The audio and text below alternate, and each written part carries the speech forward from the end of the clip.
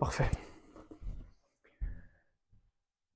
Aujourd'hui, j'ai envie de t'expliquer comment être en bonne santé et le bien-être en tant qu'étudiant. C'est vraiment quelque chose de primordial et je trouve que on n'est pas assez informé en tant qu'étudiant. On nous aide pas assez pour nous expliquer comment être en bonne santé. Tu vas voir que je l'ai retrouvé, je l'ai regroupé en 4 points qui sont pour moi les 4 piliers d'une bonne santé, autant physique que mentale. Et ça ne va que nous permettre de nous améliorer et d'être encore meilleurs en tant qu'étudiant, d'avoir les meilleurs résultats possibles. On va commencer par le premier point, qui est la nutrition. Il y a beaucoup de choses à dire sur la nutrition. La nutrition, il faut bien que tu comprennes que ton corps, il va fonctionner par ce que tu vas lui donner comme nourriture. Ça peut paraître bateau ce que je dis, mais c'est très important à prendre en compte. Tes performances et les résultats que tu vas avoir, ça va être très lié à ce que tu manges et à ce que tu donnes comme nourriture à ton corps. Si tu lui donnes que de la merde, ben il va te renvoyer que de la merde, tu vas pas être concentré, tu vas pas réussir à apprendre et tu vas te dire putain, j'arrive pas à apprendre, pourtant je mets en place toutes les bonnes méthodes de mémorisation, etc., mais ça fonctionne pas. Ben c'est normal.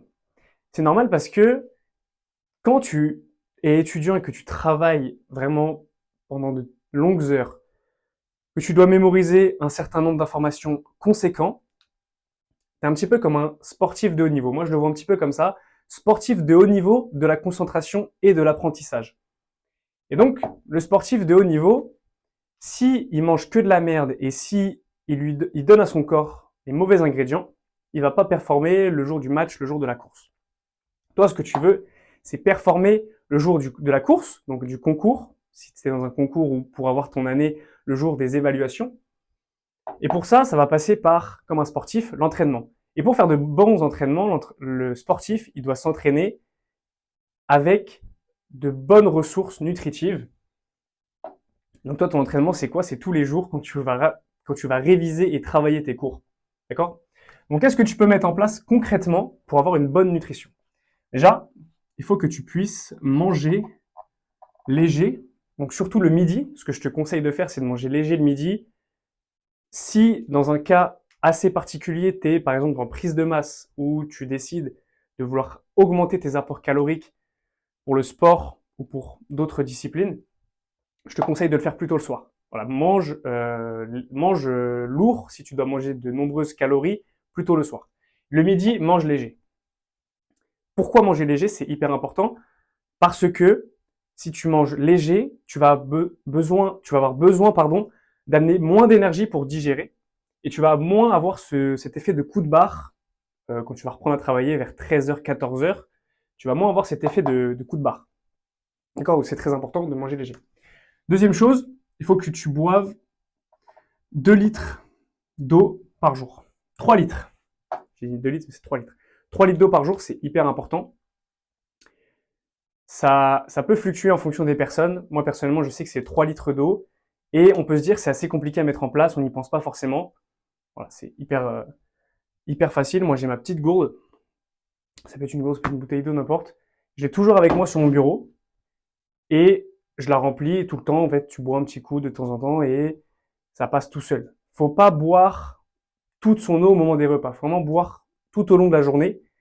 Parce que ton cerveau fonctionne en permanence et il a besoin d'eau. C'est hyper important pour pouvoir bien fonctionner. D'accord? Donc boum, boum, boum. Qu'est-ce qu'on peut avoir d'autre dans la nutrition? Je pense que c'est hyper important déjà d'avoir une alimentation variée. En fait, ça va vraiment être des choses hyper simples. Peut-être qu'en regardant cette vidéo, tu vas te dire, en fait, tout ce qu'il dit, c'est bateau.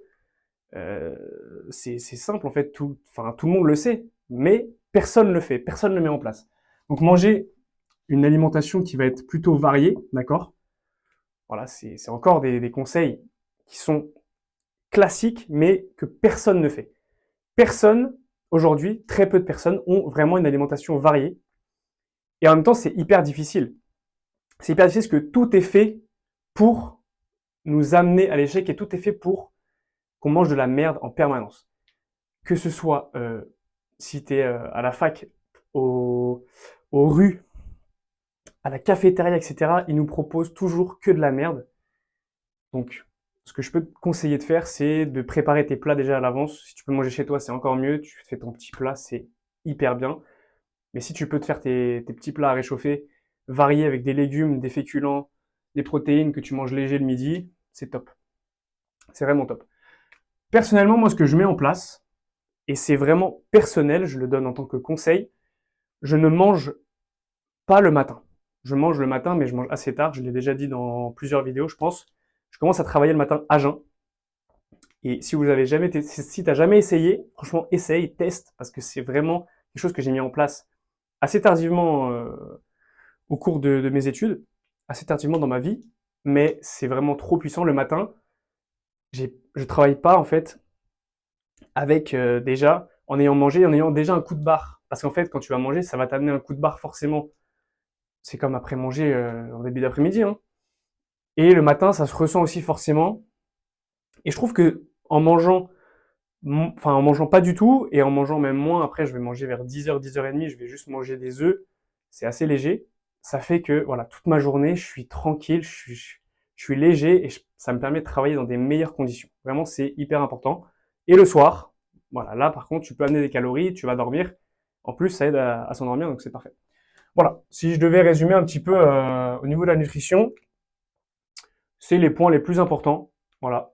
T'es pas obligé de prendre 15 000 compléments. Tu peux prendre des compléments, ça dépend de ton sport, ça dépend vraiment. C'est, c'est assez spécifique. Ouais, c'est assez spécifique, donc ça va vraiment dépendre. Ok.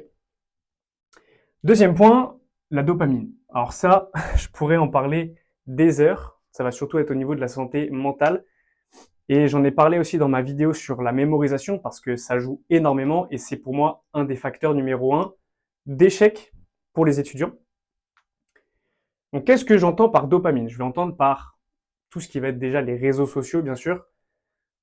Les réseaux sociaux, faut bien que tu comprennes que c'est le monde virtuel, c'est pas le monde réel. Faut bien que tu fasses la différence entre les deux. Et tout est fait pour induire notre cerveau en erreur, et tout est fait pour que notre cerveau pense que c'est la vie réelle. Donc, tu vas aller sur TikTok, tu vas voir des choses, des vidéos qui ne sont pas du monde réel, et le cerveau n'arrive pas à faire la différence. Donc, essaye au maximum de te dire que il y a vraiment un gap entre les deux. Et moi, je pense que il va y avoir vraiment un gap entre les personnes qui vont basculer dans la vie virtuelle à cause des réseaux sociaux, à cause de TikTok, etc., qui vivent moins dans la vie réelle. Ce que je peux te conseiller vraiment en tant qu'étudiant, passe le plus de temps de qualité dans le monde réel. C'est-à-dire que tes pauses, faut pas que ce soit des pauses TikTok où tu vas amener de la dopamine à ton cerveau qui va ensuite, bah, tu vas avoir du mal à te concentrer parce que tu vas être plein de dopamine. Et c'est hyper facile à comprendre. Ton cerveau, il fonctionne par comparaison. Si tu lui donnes énormément de dopamine en allant sur TikTok pendant tes pauses, en allant sur Insta, sur YouTube, etc., il va être très stimulé. Il va kiffer, tu vas kiffer sur le moment. Évidemment que tu vas kiffer. Et ça peut rejoindre aussi la nutrition. C'est une source d'addiction comme les autres. Donc à ce moment-là, tu vas vouloir retravailler et c'est une activité qui est moins excitante. Donc ton cerveau va se dire, putain, j'ai la flemme de travailler là, j'étais sur TikTok, j'avais plein de dopamine, c'était kiffant, j'adorais. Et donc tu vas tomber dans les travers et c'est très facile de tomber dans les travers à cause de ça. Et donc tu as du mal à te concentrer, tu as envie de prendre ton téléphone toutes les 2 secondes et ça passe pas forcément que par les réseaux sociaux, ça peut aussi passer par répondre à des messages. Et on répond à un message, tac, boum, on va faire autre chose. Et au final, on a passé déjà 15, 20, 30 minutes sans s'en rendre compte. Et c'est une perte de temps en plus. Une perte d'énergie, c'est vraiment la pire des choses. Les réseaux sociaux, c'est vraiment la pire des choses. Essaye de tout faire pour avoir une dopamine et un niveau de dopamine de très grande qualité. J'en ai déjà parlé et c'est des choses qui sont très simples à mettre en place. Il faut que tu prennes le temps d'avoir des activités qui te stimulent de la bonne façon et que ce soit une dopamine qui est difficile à aller chercher pour ton cerveau. Parce que si tu l'habitues à avoir de la dopamine de manière difficile, il va avoir envie de se challenger. Il va se dire, OK, là, je vais travailler les cours et je vais avoir de la dopamine après. D'accord? Donc, lire des livres, courir des marathons, courir longtemps, faire du sport, se balader, il y a plein de choses que tu peux mettre en place. Tu peux aussi leurrer ton cerveau en se disant, d'accord, je travaille toute la journée, à la fin de la journée, j'ai le droit de me récompenser en faisant une activité qui me fait plaisir. Mais se faire plaisir, c'est pas forcément aller sur les réseaux sociaux. Ça peut être une activité, faire du sport, lire un livre, et des choses qui paraissent pas forcément hyper excitantes, mais quand t'as que ça, je te jure que c'est hyper excitant et en fait ton cerveau compare. Tu te dis, je travaille toute la journée sur ma chaise, sur mon bureau, et là on me propose d'aller faire du sport, d'aller courir dehors, mais c'est incroyable et tu vas kiffer. Et donc tu vas avoir encore plus envie de travailler pour te récompenser. Ok. Troisième point, et c'est le pilier également de la mémorisation. Tout ce que tu vas apprendre dans ta journée, ça va passer par le sommeil. Et si tu as un sommeil de mauvaise qualité, bah, tu peux vraiment tomber dans des problèmes de santé mentale et de bien-être, enfin de mal-être du coup, parce que c'est vraiment à ce moment-là que ton cerveau déconnecte totalement et c'est là où il se recharge. C'est là où il se repose. Il faut que tu fasses tout pour avoir un sommeil de très grande qualité, au minimum 8 heures. Ça peut être plus, ça peut être un petit peu moins, mais moi je conseille au minimum 8 heures, c'est ce que les études conseillent. Ok. Fais tout pour avoir un environnement dans lequel tu dors bien. Être dans le noir, avoir une chambre qui est assez froide, ça peut paraître bête, hein, c'est les conseils assez bateaux, mais ça peut être aussi donc ne pas scroller avant de s'endormir, parce que tu vas avoir du mal à t'endormir. Aider, donc avoir une période un peu de calme où tu vas avoir un retour au calme qui va te permettre de t'endormir plus facilement qu'en lisant des livres, en faisant de la méditation avant de dormir, etc., etc. Avoir une chambre, un environnement de sommeil qui te plaît, qui est propre, etc.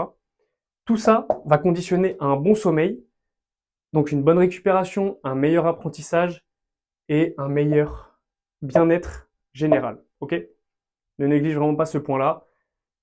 Même si tu es en retard sur tes révisions, que c'est des fois tu te dis là je suis en retard, faut que je travaille. Non, ça peut paraître contre-intuitif, mais le sommeil, c'est vraiment le numéro un. Ne gâche pas ton sommeil en voulant réviser plus ou en voulant faire d'autres activités. Okay. Dernier point, j'étais obligé d'en parler, c'est l'activité physique. D'accord. Trouve une activité physique. Bien sûr, tu vas pas avoir le temps euh, d'être un sportif de haut niveau, mais l'activité physique, ça va stimuler ton corps, ça va créer de l'énergie, d'accord. Donc quand tu vas finir ta séance de sport, tu vas avoir de l'énergie en plus.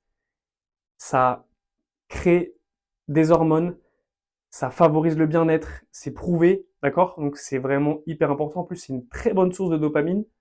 Ça permet d'éliminer les déchets métaboliques, etc. Il y a vraiment beaucoup de bienfaits au sport. Donc moi, ce que je te conseille, ça va vraiment dépendre de toi, de ton organisation. Personnellement, j'essaye de faire du sport 2 à 3 fois par semaine, d'accord. Il faut que ce soit un sport qui te prenne pas trop de temps et qui soit facile à mettre en place. Tu peux aller à la salle de sport, tu peux aller courir, tu peux faire un sport aussi collectif ou un autre sport si ça te fait plaisir. Mais il faut pas que ce soit trop difficile à mettre en place. Il faut que ça reste assez accessible. Moi, je cours beaucoup, je fais pas mal de salles de sport aussi. Et en plus de ça, je fais des compétitions donc de course à pied. Je cours des 10 km, des semi-marathons, etc. Et c'est vraiment quelque chose qui participe à mon bonheur, d'accord. Et ça fait qu'après, je suis content d'aller travailler, j'ai envie d'y retourner et je suis vraiment heureux de faire ça. Ok.